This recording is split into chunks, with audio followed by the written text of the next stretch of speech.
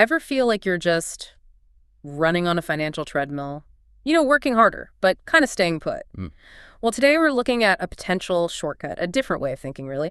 We're going to crack open the ideas of Robert Kiyosaki, the rich dad, poor dad guy, and get into his 10 secrets of wealth. Right, and our mission here isn't just to, list them off. We want to dig into the core mindset shifts, the practical mechanics behind these secrets. Exactly. This is for you if you want the crucial stuff, the actionable insights, without having to wade through everything yourself. And Kiyosaki makes some big claims. He says these secrets are the way out of the, quote, rat race.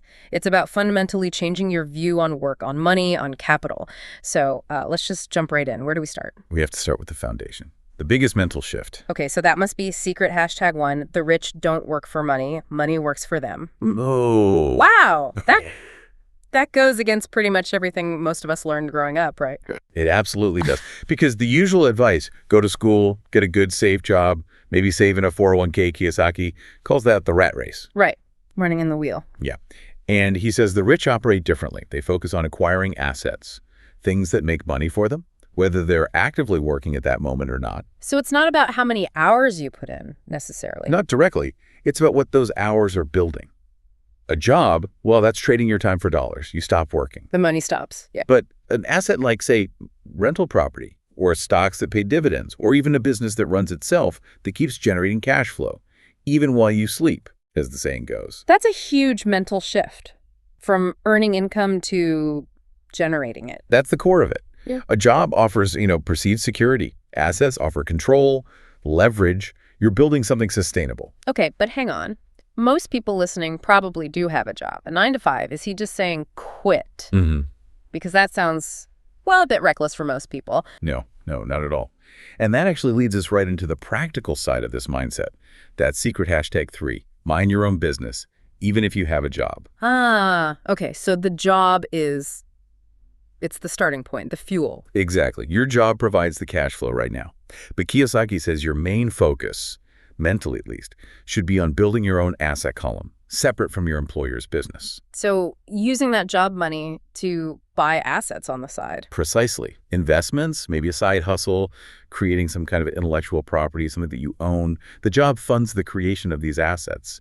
And eventually those assets can give you the freedom to leave the job if you want. Right, building that runway. But to do that effectively, you need to actually understand money, which I guess brings us to secret #2. Financial literacy is your superpower. This is where he gets pretty critical of the school system. He really does. His point is that schools train us to be good employees, follow instructions, get paid, but they don't teach us the language of money. Like reading financial statements, understanding taxes, things like that. Exactly. We learn complex subjects, but not how money actually works. And Kiyosaki is adamant. If you don't understand the rules of the game, you'll always be playing for the team that does. And a key part of that literacy, maybe the most famous part, is understanding assets versus liabilities. Let's talk about the house example, because that trips people up. Oh, definitely. So in normal accounting, your house is often listed as an asset on your personal balance sheet. Right. My biggest asset, people say. But Kiyosaki uses a much stricter cash flow-based definition. For him, an asset is something that puts money into your pocket month after month. Wow. A liability is something that takes money out of your pocket. Okay, so my home, the place I live, even if it goes up in value eventually, if I'm paying a mortgage, property taxes, insurance repairs, every month money is flowing out. Exactly. It's draining your cash flow. According to his definition, your primary residence is usually a liability. And he argues the rich focus relentlessly on acquiring cash-flowing assets, things that pay them, while the middle class often gets trapped buying bigger houses, nicer cars, liabilities they think are assets, and that keeps them stuck in the rat race. That's a stark difference in perspective. Okay, so we got the mindset shifts. What about the actual mechanics? Right, moving from why to how. This brings us to maybe the most intricate secret, but also one of the most powerful. Secret #4, the history of taxes and the power of corporations. Okay, this sounds like it gets into the weeds a bit. Taxes, corporations. Kiyosaki has a specific historical take here, doesn't he? He does, and it's pretty central to his argument. He points out that income taxes in many places like the US and UK were initially aimed at the rich, often to fund wars. Okay, that makes sense. But he says the rich, being financially savvy and having good advisors, quickly figured out legal ways to shelter their income often by using corporate structures. So they use the rules of the system to their advantage. Precisely. And the result? The main tax burden gradually shifted onto the middle and lower classes, who generally didn't understand these structures. Wow. So the people the taxes were meant for found ways around them legally. That's the argument. And the key mechanism he highlights is the corporation. It comes down to how money flows. An employee earns money, pays income tax on it. And then spends what's left over. Right. But a corporation, it earns income, then it pays all its legitimate business expenses, which can include things like cars, travel, some insurance, depending on the rules. And then it pays taxes on whatever profit remains. Exactly. It's the reverse order. Employees pay tax before expenses. Corporations pay tax after expenses. That's a massive difference in how much money stays in your control. Huge. So his point isn't just that big companies benefit. It's that a corporation is a legal tool available to anyone who understands how to use it to protect assets and optimize taxes. Okay, so understanding the system is key. And once you understand it, maybe you can start creating things within it, which sounds like secret #5, the rich invent money. Let's be clear, though, we're not talking counterfeiting here. No, definitely not. This secret is all about financial creativity and opportunity recognition. So not waiting for the next big thing, but actively looking for problems to solve. Exactly. Seeing an unmet need in the market or an underused asset, and then figuring out how to build a system, a product, a service to bridge that gap. It's about innovation, connection, building something new. Which takes, well, it takes guts, right? Right. Seeing something others don't and being willing to take a calculated risk. Absolutely. Calculated risk is key. And understanding that failure isn't the end, it's often part of the process. You adapt, you learn, you try again. And to actually do that, to build things and take those risks successfully, you need the right skills, which ties into secret #6, work to learn, don't work for money. Yes. This is another one that really goes against the grain. Conventional wisdom often says, go for the highest salary. Right. Get the biggest paycheck possible, especially early on. But Kiyosaki argues the opposite. He says, especially early in your career, focus on jobs that teach you valuable skills, even if the pay isn't the absolute highest. Because those skills will be worth more in the long run. Immensely more. Yeah. Skills give you adaptability, resilience. You can take them anywhere. He's very specific about which skills, too. Oh, yeah. What does he list? He emphasizes sales, marketing, communication, accounting, investing, and leadership. Let's break that down. Sales and marketing, that's about bringing in revenue. Right. Accounting and investing, that's managing the money once it comes in. And communication and leadership, that's managing people, vision, getting things done. Exactly. He argues if you master those core skills, you can essentially build or succeed in almost any venture. The paycheck follows the skills, not the other way around. Okay, so we have the mindset, we have the mechanics and skills, but knowing isn't doing right.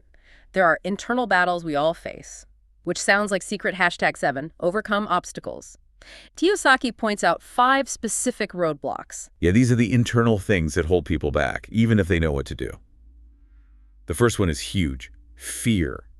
Specifically, the fear of losing money. That paralyzes a lot of people from investing or starting something. Totally. But Kiyosaki reframes it. He says fear is normal, but the rich don't avoid risk. They learn to manage it. And failure, that's not losing. It's tuition. It's learning what doesn't work. Okay, what's next? Cynicism, that little voice inside that says, oh, that'll never work, or that's too risky, or only lucky people get rich. It's basically talking yourself out of opportunities before you even try. Defensive pessimism. Kind of. Yeah. So there's laziness. And he's specific here. He means mental laziness. Not just sitting on the couch. No. It's the unwillingness to actually sit down and read a financial report or learn about tax law or figure out a complex investment. It's avoiding the hard thinking. Okay, that makes sense. Avoidance. Then bad habits. This is more about spending patterns, consistently choosing to buy liabilities like that new car or gadget instead of channeling money into assets. Right. Instant gratification over long-term wealth. Exactly. And finally, number 5 is arrogance, thinking you already know everything. Ooh, dangerous. Very. Because it closes you off to learning from others, seeking advice, or admitting when you don't understand something. It stops growth dead in its tracks. So overcoming these internal blocks is crucial. What about external influences? That leads perfectly into secret #8, the power of association. Choose your friends wisely. This isn't just about liking the people you hang out with. It's that idea. You're the average of the 5 people you spend the most time with. applied to finances. Precisely. Think about it. Who are you talking about money with? Are they optimistic, looking for opportunities, managing their finances well, or are they constantly complaining, deep in debt, and maybe cynical? That conversation definitely shapes your own thinking and what you see as possible. Absolutely. So Kiyosaki stresses the importance of actively seeking out mentors, joining groups, or just spending time with people who are financially successful and have a positive, growth-oriented mindset. Your network influences your net worth, literally. Okay, internal discipline, external influences. What about habits? There's a specific habit he mentions that sounds really backwards at first. Secret, #9, pay yourself first. Yes. This one feels so counterintuitive, especially if you were raised to be, responsible and pay all your bills on time. Right. The responsible thing is money comes in, pay the mortgage, pay the credit card, pay the utilities, then see if anything is left to save or invest. Kiyosaki flips it completely, he says. Money comes in, the very first bill you pay is to your own asset column. You allocate money for investments or savings before you pay anyone else. What if there is enough left for the actual bills? That sounds stressful. That's the point. He argues that pressure forces you to become more creative and resourceful. If you have to come up with the money for your bills after investing, you'll find ways. You'll negotiate expenses, cut unnecessary spending, or crucially, find ways to increase your income. So it's like creating intentional financial pressure to force growth, building that financial muscle. Exactly. It makes saving and investing a non-negotiable priority, not an afterthought. Okay, that's a tough one, but I see the logic. We're down to the last one. Secret, #10, be a giver. This seems different from the others. How does giving fit into building wealth? It might seem separate, but he connects it deeply to mindset. Giving, whether it's charity, tithing, or helping others, reinforces the psychology of abundance. How so? By giving money away, you're sending a powerful message to your subconscious. I have enough. In fact, I have more than enough to share. It counters a scarcity mindset, the fear that there isn't enough to go around. So it's about fostering that feeling of abundance, which then maybe attracts more. That's the idea. True wealth in this philosophy isn't just about hoarding. It's about circulation, keeping money flowing out through giving, and then ideally back in through your assets.